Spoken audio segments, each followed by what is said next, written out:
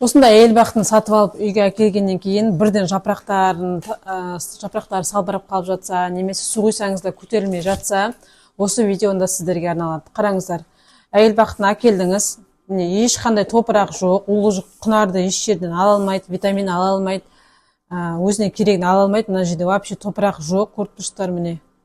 Бұны әкелген күні ертесіне өзінен сәл үлкен горшокке, 2 сантиметр үлкен горшокке отырғызып аласыздар.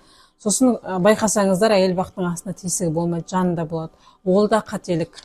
Ол ішінде әйел бақты жапырақтар төмен қарай салбырап қалады.